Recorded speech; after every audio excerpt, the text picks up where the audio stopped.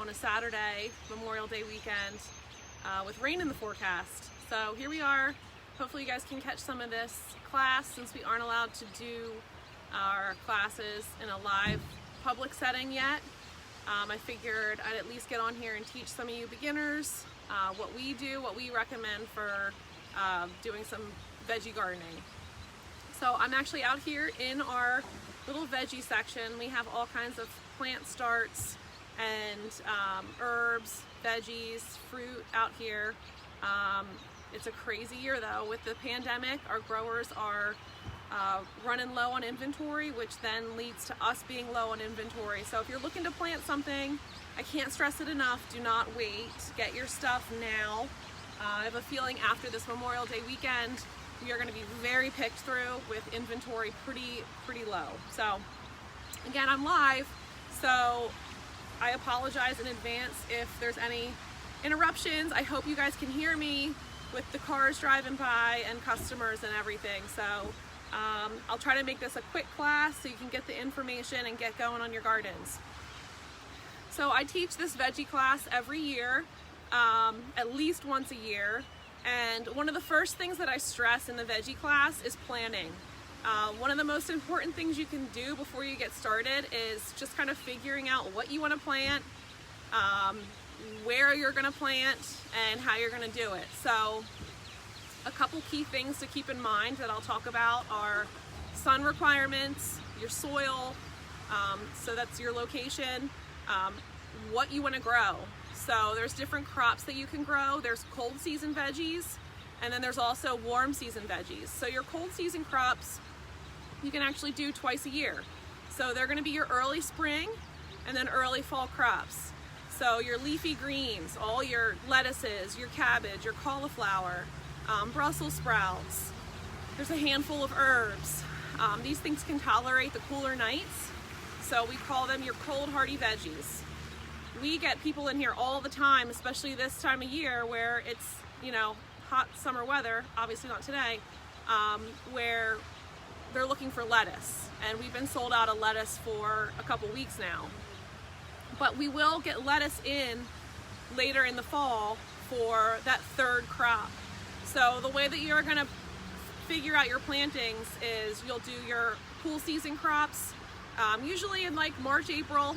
Then your warm season crops, we always say around Mother's Day, is your safe, free from frost date. And then your cool season crops, again, you can do those usually like August, September. So there's certain things that will do better in the fall, like your Brussels sprouts. They really like those cool nights. So if you do like Brussels sprouts and want to grow them, you might have more success doing them in the fall. Another thing with planting is I always tell gardeners to keep notes or keep a journal so you know what you did the year before. I know I have a hard time remembering what I did, but it's always helpful to kind of look back at your notes and see what worked and what didn't work. A lot of it is trial and error, and then that way you can make adjustments in the next year before you start to figure out what you want to plant, what was no good that you don't want to plant, what you had just so much of you need to plant less, or what you wanted more of. Another thing I'm going to mention is that this year we're partnering with the PHS, the Hort Society, and we are doing their Harvest 2020 program where you can actually donate your extra produce for families in need, especially with the pandemic. So there'll be more information to come on our website on that, so stay tuned. But again, this planting phase is very important. I know we're kind of into the veggie season, so you don't have a whole lot of time to plant at this point, but there's still plenty of things to choose from and some good tips here on how to get started. So one of the first things when you're picking your location is your sun. You need to have a lot of sun, especially for these warm season crops. So your warm season crops are going to be your tomatoes, your peppers, your cucumbers, your zucchini, your eggplant. So when we think of planting veggies, a lot of us think of our warm season crops. Like I'd mentioned before, your cool season crops, they'll bolt in this hot weather. So like your spinach, your broccoli, your lettuce are not going to be super great growers in the summer unless you have a shadier spot. So just make sure that if you are planting lettuce, and you can do them from seed if we don't have any starts available, you put them in a spot that's a little bit shadier, that's not the full hard sun.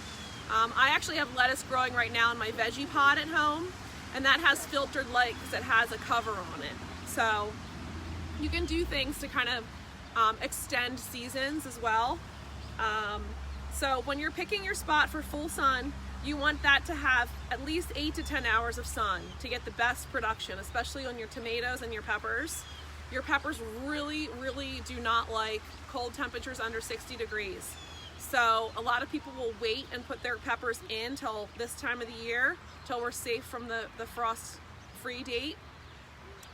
And I did have a great tutorial video on here on how to prune your peppers so that you get great harvests and nice, strong, healthy plants. So check that out somewhere in our newsfeed on Facebook on how to prune your peppers.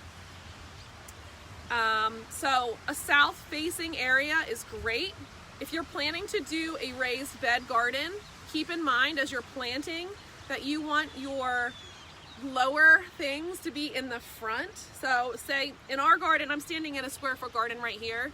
In our garden, our sun comes up over here and it goes over here. So this is the west, this is the east, and this is the south.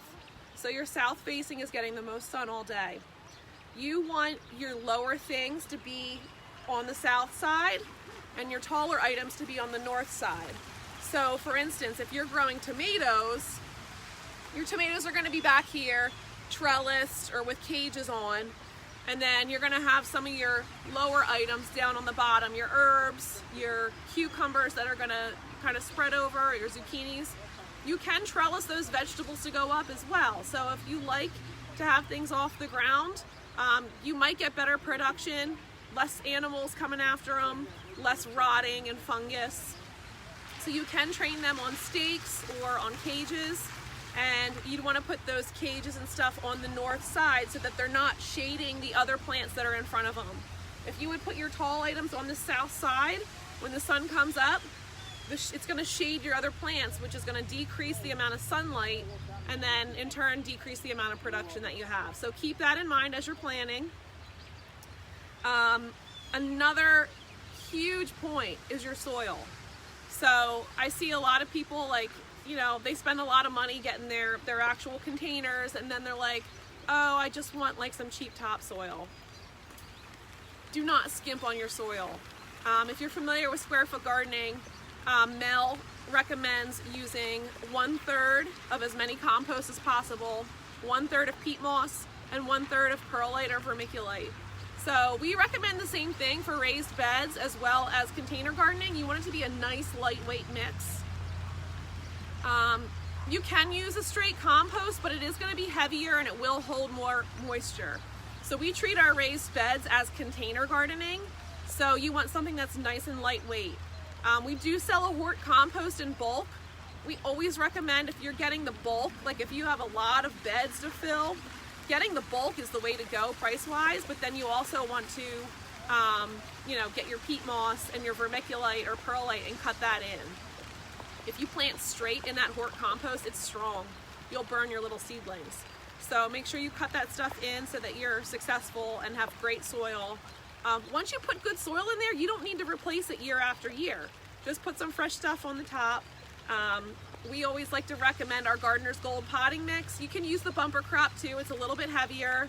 But then Coast of Maine, who does our bumper crop, actually came out with a raised bed mix, which is really great. It's all ready to be done for you. See that big bag? So that's a 2 cubic foot bag. It's the Castine raised bed mix, and here we are in the rain. It's pouring now.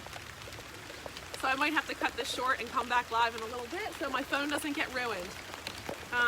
We'll come back with soil in a little bit. So thanks for checking out part 1.